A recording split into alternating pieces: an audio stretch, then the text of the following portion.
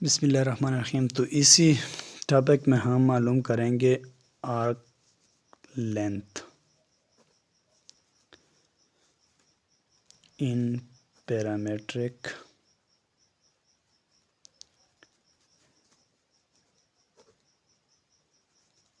Equation. ठीक है, अब आर्क लेंथ के लिए हमारे पास जो फार्मूला होगा वो क्या होगा, ए एंड बी सिंपल जिसी तरह फार्मूला था इसमें एफएसी में डिस्टेंस को मालूम करने के लिए वही फार्मूला होगा। सिर्फ क्या होगा, डी एक्स बटा डी टी का स्क्वायर प्लस डी वाई बटा डी टी का स्क्वायर प्लस डी टी। अब ये कौन सी फार्मूला है, एफएसी में हमने फार्मूला पढ़ा था कि लेंथ जो होगा वो हमारे पास किसकी के बराबर है, ए का स्क्वायर प्लस बी का स्क्वायर। तो ये हमारे पास वही चीज़ है, सिर्फ यहाँ पे क्या करना होगा, इसका डेरिवेटिव निकालना होगा। ये डी एक्स फंक्शन की डेरिवेटिव निकाले और वाई फंक्शन की डेरिवेटिव निकाले और इसी में पुट करें तो वही वैल्यू आपके पास आ जाएगा। और यहाँ पे ए और बी हमारे पास अपर लिमिट और लोअर लिमिट। अब इसी फार्मूले में जब आप इसकी डेरिवेटिव के वैल्यू निकालेंगे और इसी में पुट करेंगे तो आपके पास उसका आर्क लेंथ आ जाएगा। मिसाल से समझते हैं, एग्जाम्पल, अगर आपको क्वेश्चन गिवन है कि determine the length of parametric curve given bye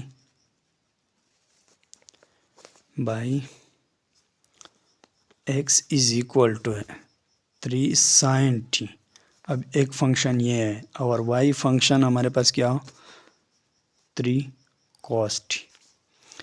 upper lower limit less than 2 pi.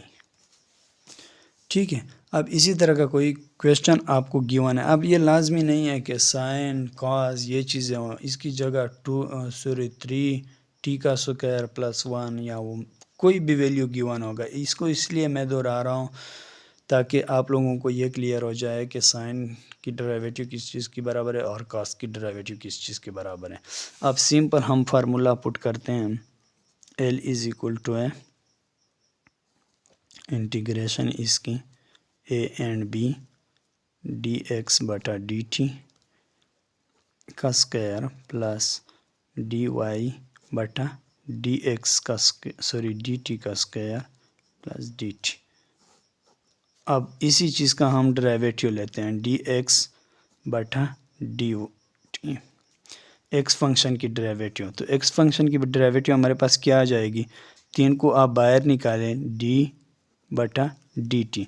Sign की डेरिवेटिव ले लें, साइन की डेरिवेटिव जब हम लेते हैं तो ये हमारे पास कॉस का बराबर होगा। तो हमारे पास ये वैल्यू इसकी डेरिवेटिव क्या निकल आएगी 3 cos t।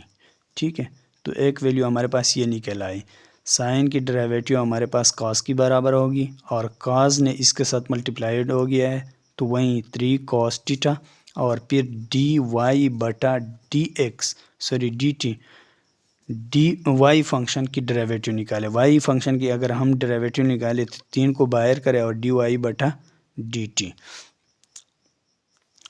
तो वाई फंक्शन हमारे पास क्या है, कॉस की बराबर है, कॉस टी का, और इसकी डेरिवेटिव हमारे पास माइनस साइन के बराबर होगा। माइनस साइन इसी के साथ मल्टीप्लाइड हो जाएगा तो -3 sin t हो जाएगा। तो दूसरा वैल्यू हमारे पास ये निकल आ रहा है और इसी को इसी फार्मूले में पुट करें। अपर वैल्यू जो है वो हमारे पास 2 पाई है और लोअर वैल्यू जो है वो हमारे पास 0 की है। तो अब वैल्यू क्या निकल आएगी, पहले एक्स फंक्शन की डेरिवेटिव हमारे पास 3 cos थीटा आया, इसका स्क्वायर प्लस वाई फंक्शन की डेरिवेटिव हमारे पास -3 साइन टी आ गया और इसका भी स्क्वायर एंड डी थीटा। अब ये चीज़ तो हमारे पास निकल आई। अब इसी को अगर हम ओपन करना चाहें तो हमारे पास क्या आ जाएगा, ये इसके साथ इसका स्क्वायर इसका स्क्वायर 3 का स्क्वायर हमारे पास किस चीज़ के बराबर है, 9 की, और cos खुद आ जाएगा cos स्क्वायर, ठीक है, प्लस ये इवन है और ये माइनस का साइन जो है प्लस में कन्वर्ट हो जाएगा, 9 साइन स्क्वायर टी, ठीक है। अब इसको डी थीटा, अगर इसी में हमने इसको कॉमन ले लिया है 9 को, तो हमारे पास क्या आ जाएगा, 0 to पाई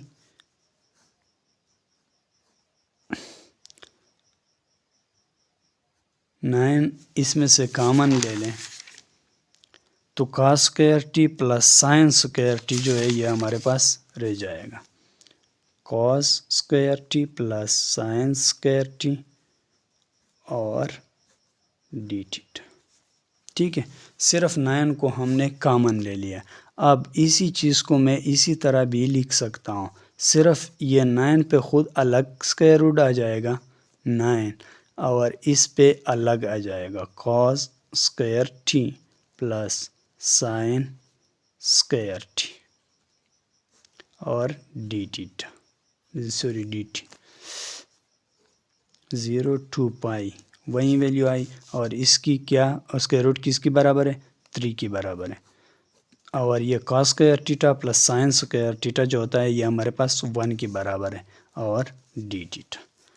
अब 3 तो इससे अलग है, इसे हमने 3 को बाहर निकाला है, तो ये हमारे पास क्या हो जाएगा, 0 to पाई, इसकी इंटीग्रेशन जो है सिंपल ये ले ले कि इसकी इंटीग्रेशन नहीं हो सकता, क्यों नहीं हो सकता ये आगे इंशाल्लाह पढ़ेंगे।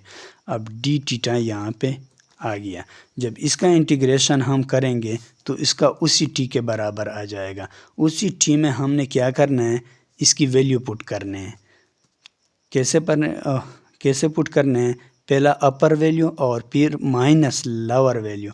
यूँ समझ ले कि यहाँ पे हमारे पास 3t आ गया और यहाँ पे हमारे पास वैल्यू जो है वो 0 to पाई है और इसको हमने इस पे इम्प्लीमेंट करना है, तो क्या आ जाएगा, टी की जगह हम पहले 2 पाई पुट करेंगे फिर 0 पुट करेंगे, तो हमारे पास आ जाएगा 3 2 पाई माइनस 3 0, 0 इसके साथ मल्टीप्लाइड हो जाएगा तो ख़त्म हो जाएगा, ये इसके साथ मल्टीप्लाइड हो जाएगा तो 6 आ जाएगा, 6 पाई, 2 के साथ 3 मल्टीप्लाइड करें तो 2 पाई आ जाएगा।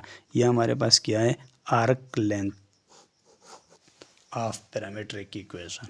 उम्मीद है कि इस चीज़ की समझ आई होगी, सिंपल 1-2 बार प्रैक्टिस करें इंशाल्लाह आ जाएगी, इतनी मुश्किल चीज़ें नहीं हैं। तो इंशाल्लाह आगे लेक्चर्स में मिलेंगे।